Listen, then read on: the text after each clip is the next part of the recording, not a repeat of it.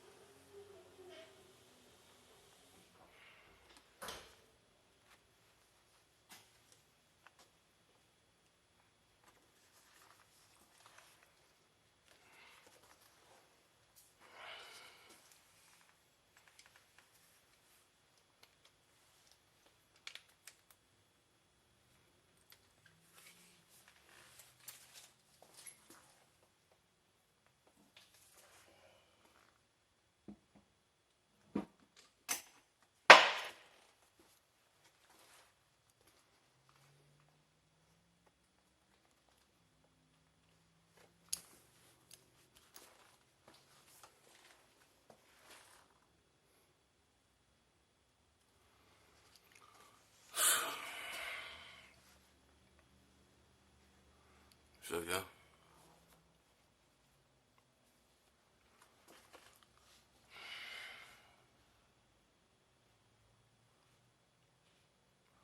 Back for a little bit. Been out for a while. Had a very bad issue I had to get taken care of, so I had to be out for a little bit.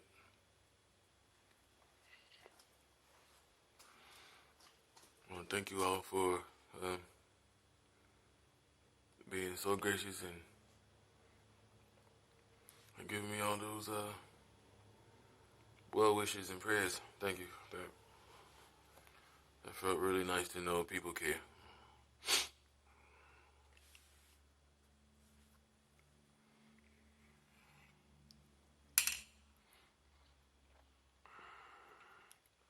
Feel really good. But time to get back to the job at hand, which is letting us know that, we are important and we are needed and cared for. And so we're gonna do. So here we go. There's been a lot going on out here. I've been sitting around listening to people talk and engaging with individuals, people calling me for, to figure out what I'm thinking about certain things that's been going on with NFAC and us over here, what my motive is and what I'm planning to do and all this other jazz, whatever. There's a lot of people I have discovered, there's a lady named Art Kathey. Yeah, Art Kathey. She speaks about, leaving the country, but she's already left. She's been there over in Africa and Gambia for about 5 years. And the way she's talking and the things she's doing, it seems like she's on her way to being a millionaire if she's not already. And that's just 5 years ago, from 5 years ago. So she's been doing this a minute, and she just put up her YouTube page, her YouTube channel. She's doing very good for herself. She wrote a couple of books, and she has a couple of dietary instructionals out where she's instructing our people how to maintain their own health, things like that. So,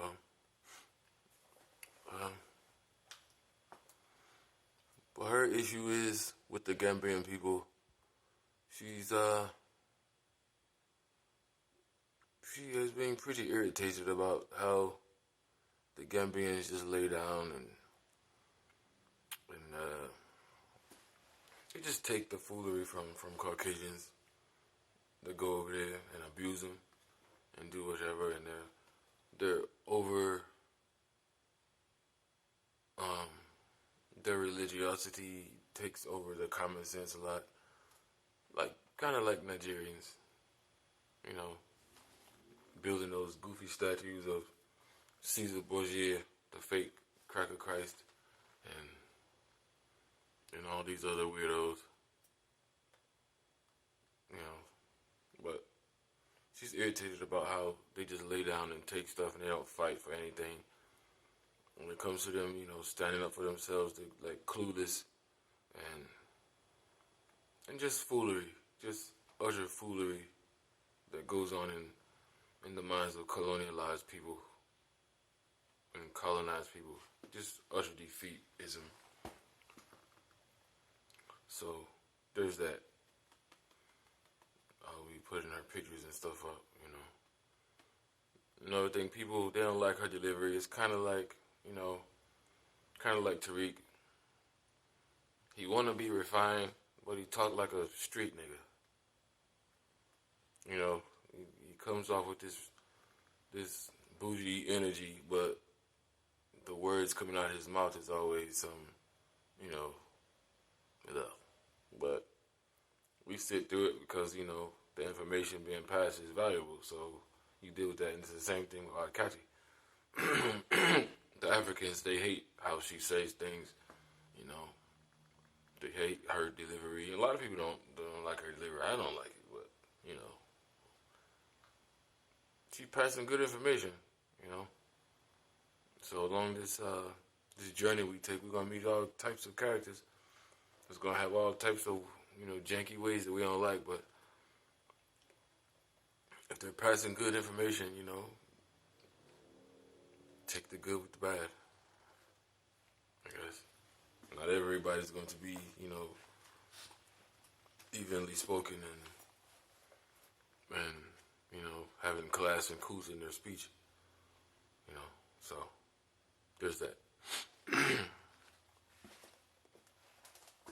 With that preface, I want to pose a couple of questions, you know.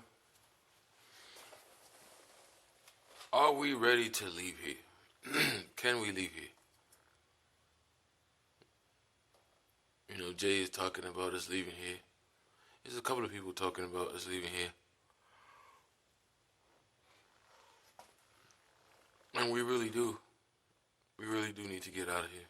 We really do. The Most High says in the book that, you know, we are supposed to be coming out of Babylon. You know, leave, you know, be separated from the enemies that have for so long, you know, led us astray and took us off the path that we're supposed to go. Got us being sick, out here making crazy, goofy songs, WAP, thinking we hoes when we really kings and queens and emperors and rulers and magistrates and scientists and people of good nature. That's who we are, but they got us out here being backward. The longer we stay in their presence, the more retarded we get. So the only thing we can do is separate. It's the only thing logically that we should do. So, are we ready to leave here? And can we leave here? So, can we leave here? Do we have the financial ability to do that? Most of us do not. We are in the middle of a so-called pandemic, which is not really a pandemic, but is really a way for the government to break everyone that can be broken. Basically, black people. Any black people who are going to be, you know, making any power moves, that has been utterly halted. Unless they're super wealthy and they have people with money already. People who had savings that was pretty significant have exhausted that already. Okay, those NPR story today. Well, yeah, today it was an NPR story. And they were talking about how Mexicans and, Hispanics and black people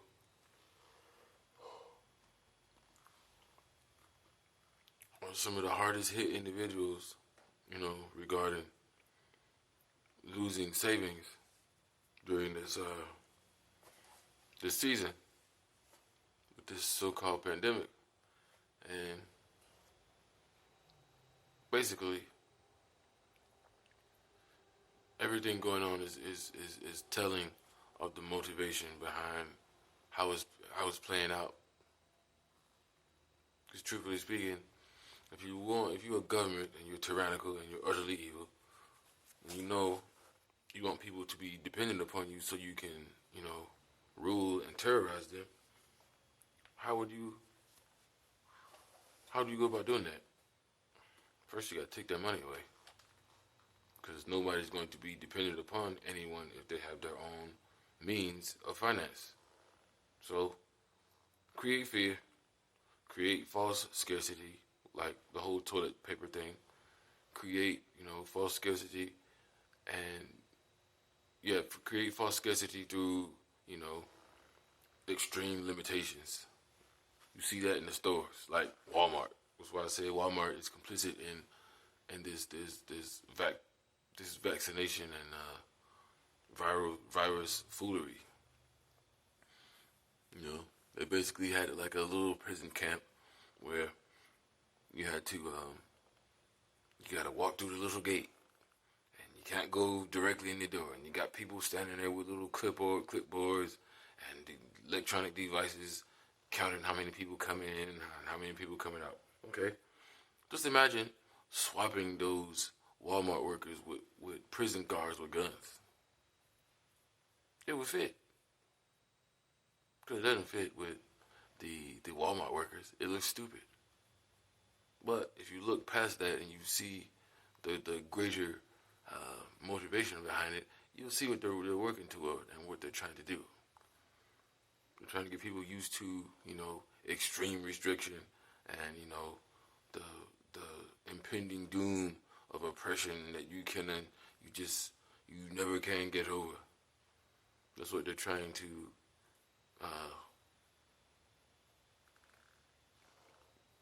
socialize us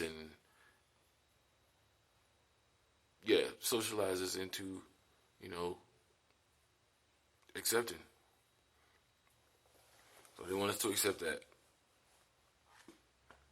And through the limitation of our finances, we find ourselves, a lot of us back at square one.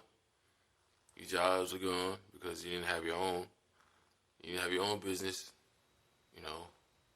You don't own all your things that come into the business. You're dependent upon people to supply you. Your supply chain is pretty much all your enemies. So this is where we are. We are the ones who are suffering unless we already have finance. And in that, you can either move freely or you're highly restricted.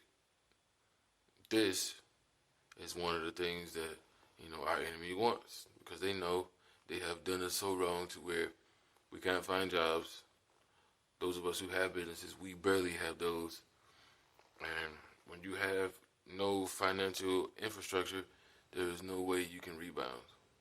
When somebody is trying to sabotage you, or there's no way you can get away if somebody's trying to end your life. You're stuck behind enemy lines, which is what we are.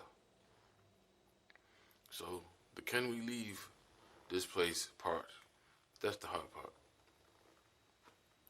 We ready to go. We want to go. Our desire is to go. A lot of us, we want to go. But is that possible? That's the thing. So maybe we should come up with some GoFund us's so we can get up out of here one by one. $2,000 here, $10,000 there. Enough of us putting our money together month by month or 6 months by 6 months, that's enough to take a couple of families out every couple of weeks. Jay got some good plans. It sounds just like what I was trying to do with the housing situation, but we can implement that and the country we go to. I'm kind of thinking I want to go to Gambia because of the emptiness of it. Not emptiness of people, of population, but emptiness of infrastructure. There's nothing there. Which is why you have all those foreigners, those other non-black foreigners like the Asians, the Indonesians, the Arabs, all of them fools coming in there and basically, running everything, abusing the people, whipping them with canes and sticks and treating them less than human, and the Gambians just taking it. So I want to go there just to see how it is, and once we do that, start creating, plans behind what we see. If we have businesses,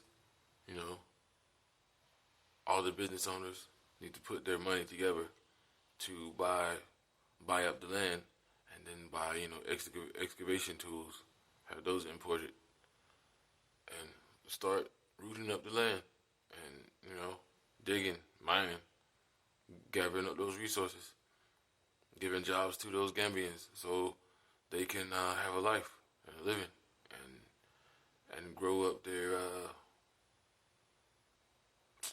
ways of living, improve, not living in a hut, not living in a tin roof, not living, walking on dirt streets, paved streets, concrete, asphalt, whatever. It's time to change the aesthetic of Africa, where you just walking on a dirt street or you driving on a bunch of dirt rocks and whatnot, man. I'm sick of that imagery. I don't know if anybody else is, but I am. Every time you see a little black kid in Africa, he always dirty as hell, feet dirty as hell. I want to see some people in some suits that you use when you fly in an aircraft. You know what I'm saying? I want to see that. I want to see people with some special type eyewear where they got computers and things in it. I want to see that, just walking around with that for no reason. I want to see, black women just having a good time and being able to be women, not being forced, to be so-called independent, because that's a stupid idea, only imposed by Caucasians upon us. Okay, they know we need each other, and we all need each other. Okay, but the thing is, the women will be free to be women. The men, we will have to come together and have a couple of meetings and start laying down some ground rules for all of us. No male niggatry, no female niggatry, none of that. We not importing no niggas, no nigga ways, none of that nonsense. If they nigga, leave them in America. Let the white man have them. Okay? But anyway, that's something to think about. We need to be making ways to get up out of here. And if we have to put our money together, we need to do that. Being afraid is not on the table at this point. Our money's been stolen by white people anyway, so we may as well put it together. If one of us steal it, at least we know where they live. We can go fade them real quick. So there's that. Are we even ready to cooperate with each other?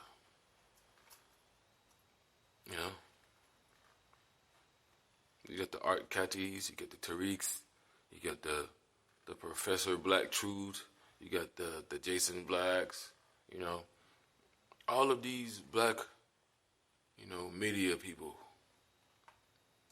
I guess you got me now, and what's his name, Locks and Load, Mr. Bro. We, for the most part, you know, we have good intent when it comes to us dealing with each other on the surface, but directly below the surface, I say a couple of millimeters below the surface, you know, we see the extreme doubt, the bias that we feel, you know, we're on some niggatry on the low inside. We're still on that. Oh, you can't get on my level. I'm the top. I was here before you. Or look at your clothes. Look at your shoes. You can't afford my trips. I'm in I'm in some random country that nobody knows, that no black person has ever been before. You can't come here because you ain't me. Like, we still on some stuff like that. Okay, that's why we have issue with Tariq a lot. You know, he alright. He's he's what he is, but the flauntery, like, okay, boo, you got money, okay, now what? You're gonna teach me how to do it? Teach me how to get that. Teach me how to go where you going. What routes did you take? You know, who did you talk to? How did you learn about that place? What the hell did you go for anyway? You know, that part.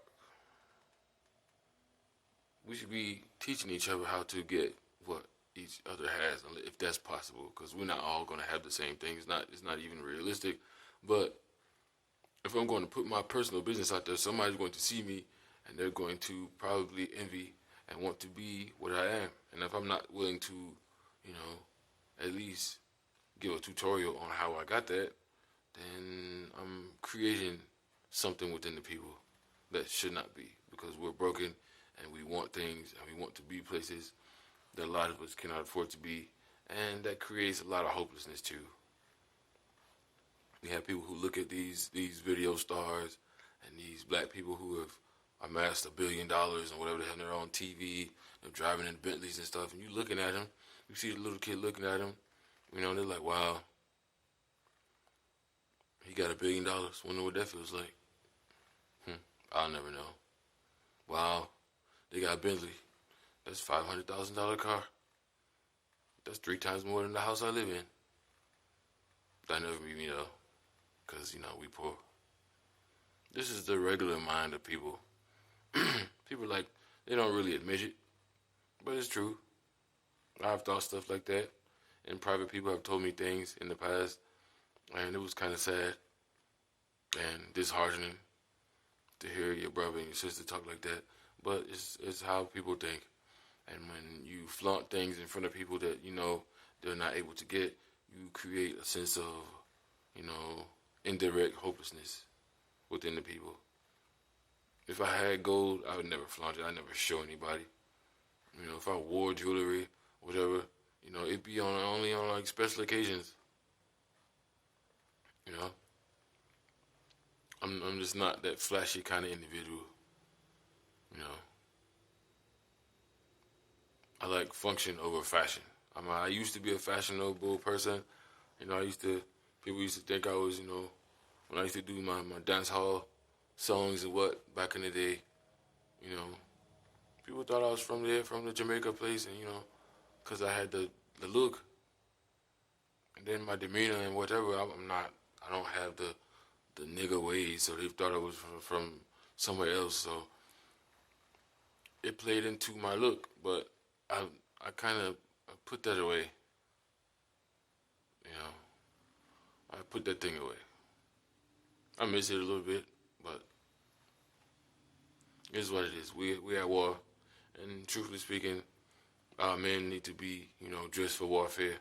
And how can I tell the men to look the part when I never looked the part?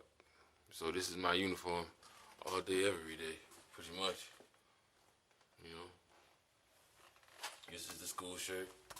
You know, you got the logo on the back. You know, so there's that. It's a school shirt, school logo. That's what we're doing. But are we willing to cooperate with each other? That's what I was talking about with the Tariq thing. Yeah, Tariq should have, you know, he should have not. The issue was, it wasn't that he said what he said. It was that at the wrong moment. Like, here we are, we building up. It's never been done before. And people are scared. People are kind of happy inside. And they got a little bit of hope inside. And here you come with this nonsense. You get a great following. And you got the white people and the white media watching you. Like, this is not minor, Tariq. You know, this was my issue with him.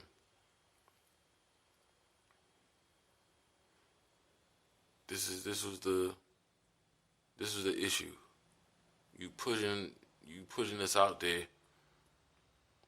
during the moments we're supposed to be building and sealing up our weaknesses, and you pushing a freaking spotlight on us in a negative kind of way. Like, we're already out here, and the white and the Caucasian don't like that. Okay.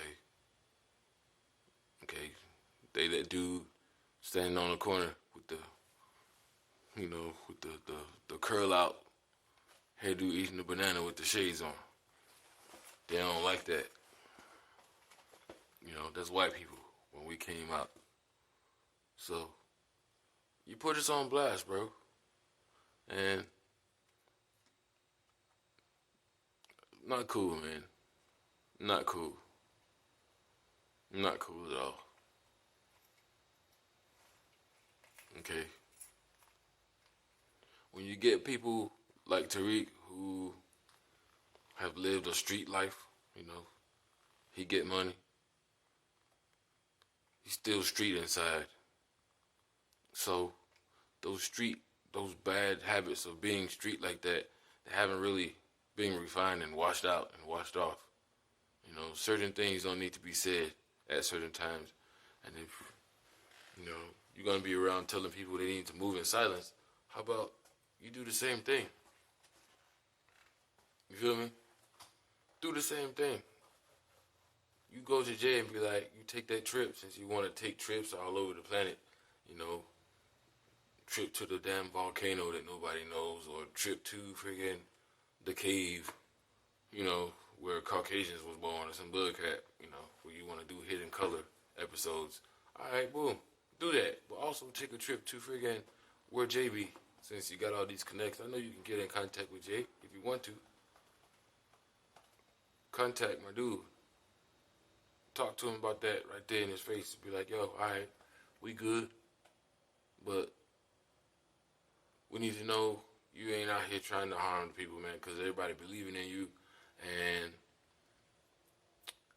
we don't want any mishaps to go on because you was out here fooling somebody, and somebody got in their feelings and did something crazy, and they end up getting hemmed up, and you skate away because you a freaking agent. Okay? So that's how you should have handled that like that. Not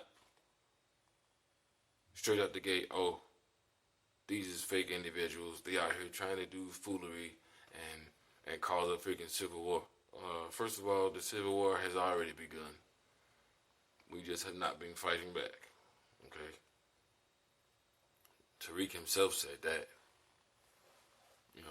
It becomes an absolute war on equal sides when both sides are fighting.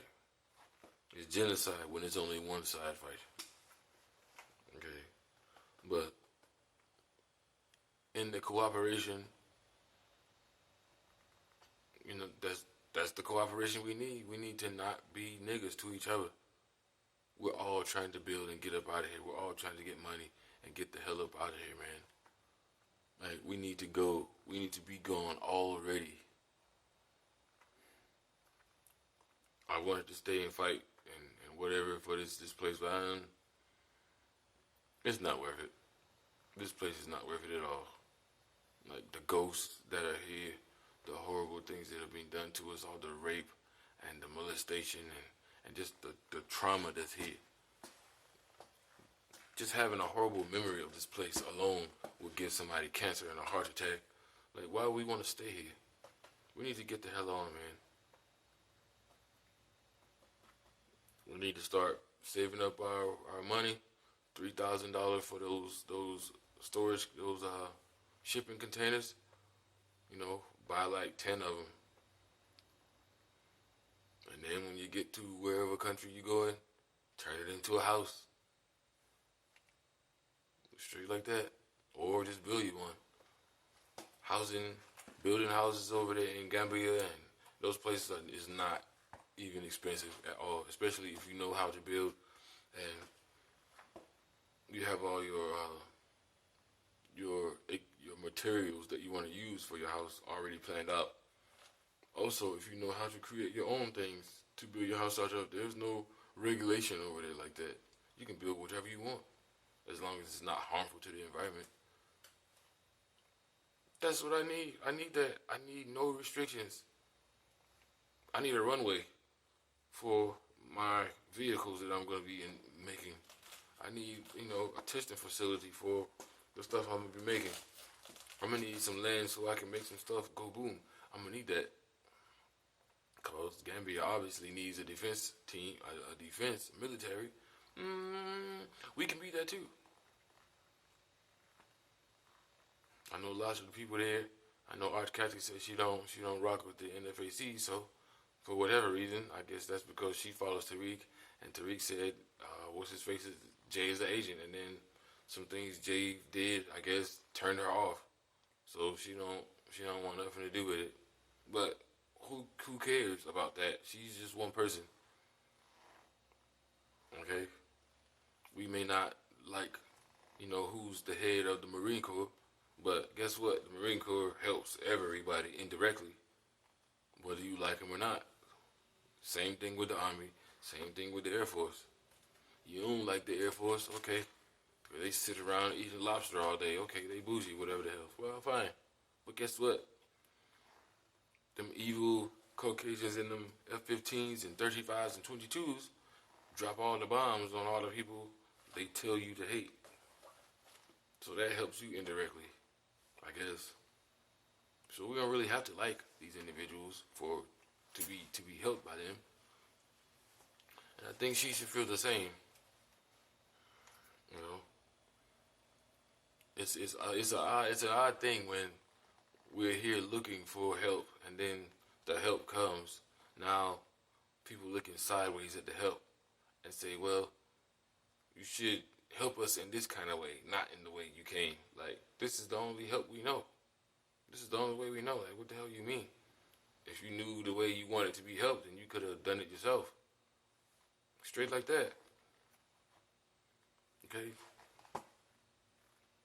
This is a perfect case of the beggar being choosy. You didn't have any shoes, but now we're in the store. You barefoot. I got $50 that says you can get some $50 shoes, and there's only one pair on the rack, and it's your size. Like, what you gonna do? It's not the time to be looking at Jordans, bro. This is black people right now. We beggars being choosy. We begging for help, begging for justice, begging for all this other stuff. But then when somebody comes to help us, we don't want that. We want it like this. But we not. Our people is not willing to get up on their own and do the same work that we're doing. Crap out of here, bro. That's not cooperation. So we're going to need cooperation on all fronts from most black people. You're going to have some naysayers, and you can never, please everybody. So get that in our heads. We're never going to please everybody. There's always going to be somebody who's going to hate, try to turn us in, sneak, and help the enemy destroy us. Always going to be that. Okay? So there's that. Do we really love each other? I don't think we do. There's a small, remnant of us who really have love for each other, and we do. But most black people, lost cause. Trash it. Get a big dumpster, back it up to the door, push them all in there. Trash. I feel exactly that way. Because You can go anywhere, and you can find black people that will look you in your eye, and you can speak to them. You can walk past 5 black people in any place and look them all in the eye and say, "Hey, how you doing?" And they won't say nothing. Nothing at all. Don't speak. I spoke to one dude. I said, "What's up? How you doing?" Dude looked at me like I was stupid and went right on about his business. But I guarantee you, if dude was getting hemmed up on the side of the street, and I just so happened to be there, that dude won't help, guaranteed. Especially these days. But we're mentally disturbed inside, and I feel like, give us a pass, but give us a cautious pass. Cause I'm not gonna die for somebody like that. I'm just not. I hate it. I hate to feel that way, but it's true. I'm not gonna lay my life down for a dirtbag who wouldn't even speak to me, who wouldn't even give me a common dignity of speaking to me in passing.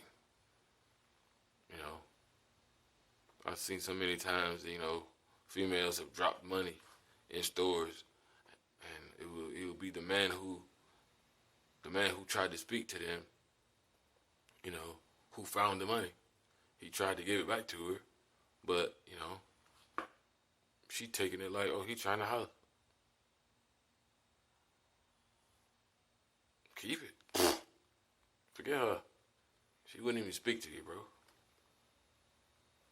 So now you're going to run behind it to try to give her something, and she just, all right. All right, Shonda. We good.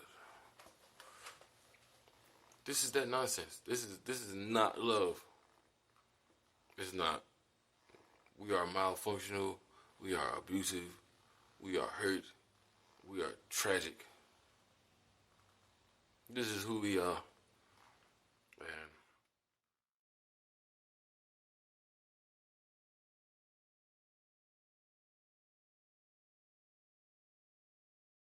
Everybody gangsta, but we never see you flexing on your true enemies. Hey!